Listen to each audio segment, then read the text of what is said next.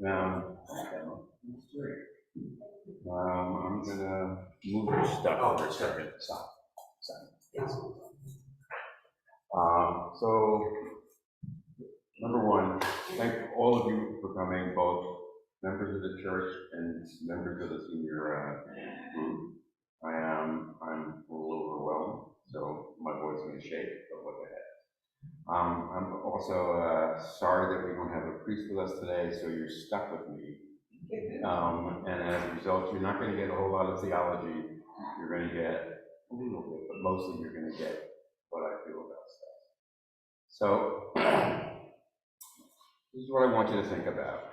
I want you to consider this world where there were crusades, inquisitions, jihads, Christians and Jews and Muslims killing each other, all of it in the name of religion. And that's not all. If you, in more modern times, think about slavery and racism. And our church here, the Episcopal Church, not this particular building, has had to apologize for its role in the slavery trade. And also they apologize for the slave labor that built the churches that we all go to. So it sort of leads you to thinking how much evil has been done in the name of religion. And it's not, some of it is, people abusing religion, people in power trying to get more power and money. Religious institutions are also one power, we see it all over the place. But some of it's really true. Some of it's really about things that have been done in the name of religion that just plain shouldn't have been done. And it's depressing. And it makes me wonder why all of us are in church here. And the truth is, I have a very, very simple answer. The reason why we're in church here is us. The reason why we're religious people is us. That we're part of a really supportive community, an 11 community, and we use faith as our means of supporting each other. Now, I don't believe that you have to be a member of a church or a synagogue, mosque, etc. I don't think you even need to believe in God to be part of a loving community. But I do think there's something very special about a spiritual community. There's something unique about how we look at the world and what we believe in. So I'm going to tell you just my journey on the way to here. About 35 years ago, I was going through a really severe depression. And by the way, can you all hear me? Okay. So I was going through a really severe depression. And I was really desperate. I didn't feel, good at work. I didn't feel better at home with my family. It was really pretty devastating. So across the street from my office was an Episcopal church. And at lunchtime, I'd go into the church and sit and try and just think through what it is that was driving me crazy, and I made no progress. So the priest came up to me one day, I was doing this for weeks and weeks, and he said, would you like to talk to somebody? And I was totally intimidated and said no. But I did, he sort of talked me into joining his Bible study. And so I went for a few weeks, and I always sat at the back of the room. I didn't participate. But somehow or other, it sort of got me thinking. And it was really the start for, a religious journey for me. Over the next few decades, and I really mean decades, I sat at the back of a zillion churches. I mean, I would go in a different faiths, for those who don't know, I was born Jewish. So even a little synagogue, but I just never quite could get into anything.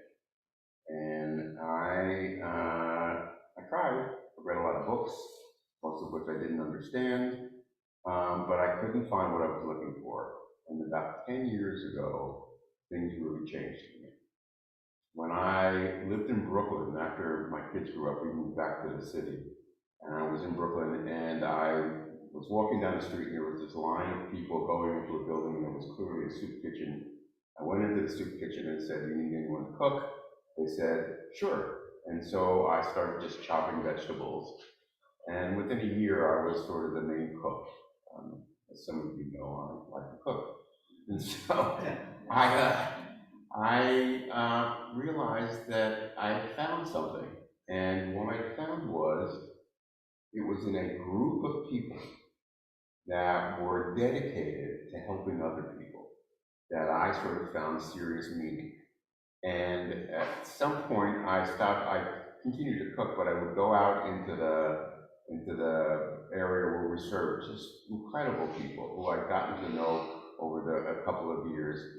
And I was serving, and I realized somehow or other that I was touched by Jesus.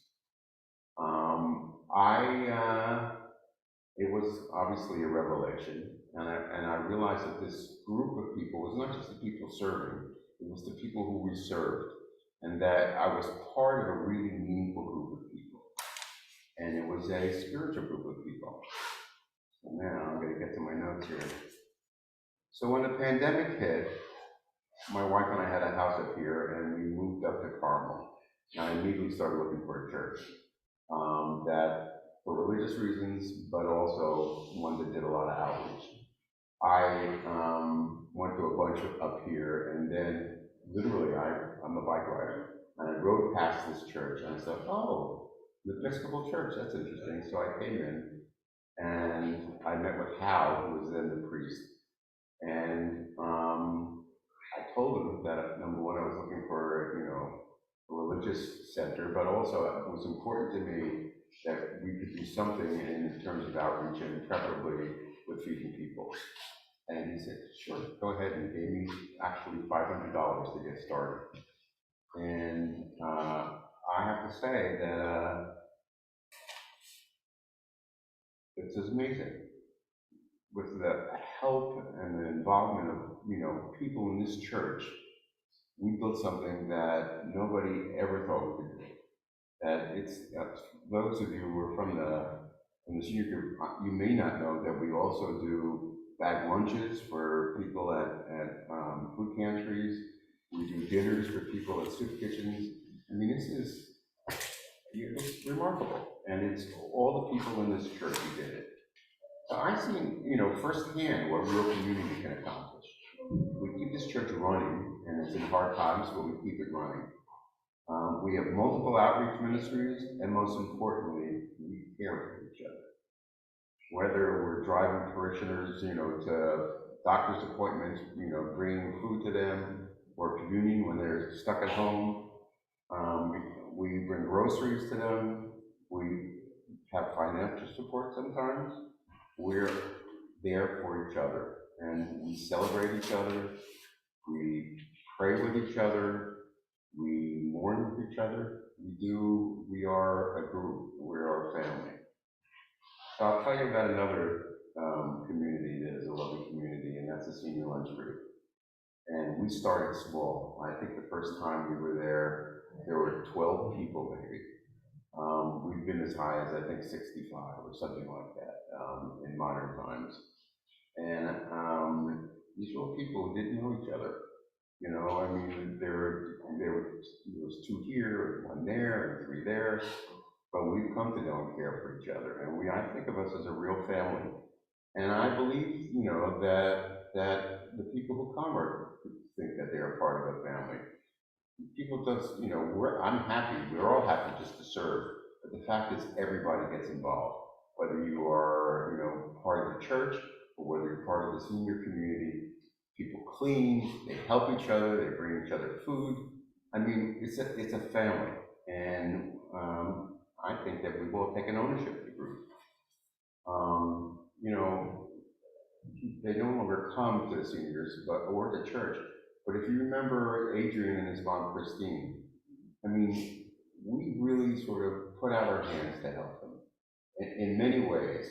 And Adrian came to me one day and said, my life is so much better. I have more happiness in my life because of the senior group and also this church.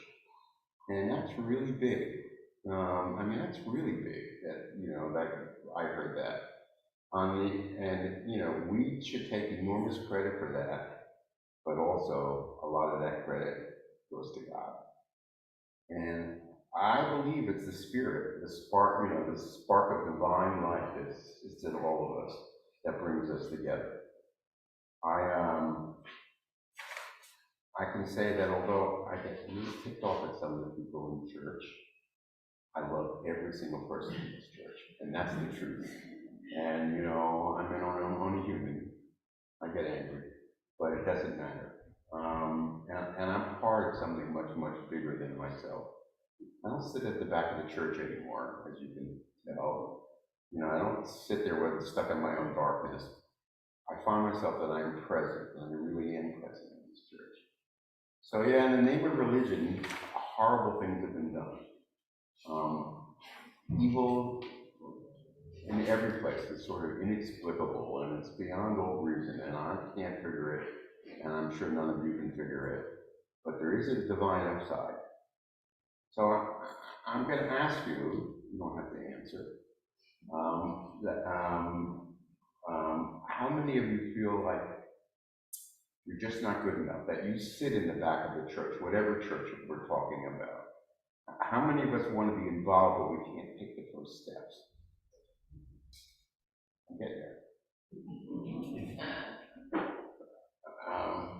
How many of us feel really alone a lot of the time? But we're not alone. Good for you. Somebody answered. But we do feel alone all the time, and you know, or much of the time. But the truth is, we have each other. So Christ said, now I quote, "For where 2 or 3 of us are gathered together in my name, I am there in the midst of them." So here's what I think he was saying about that. I think he meant, what he meant by this is telling us that there's something that is greater than us individually. That together as a community of caring, loving people, we can cast off our separation, we can cast off our loneliness, and we can live better into his word, and that word, of course, is love.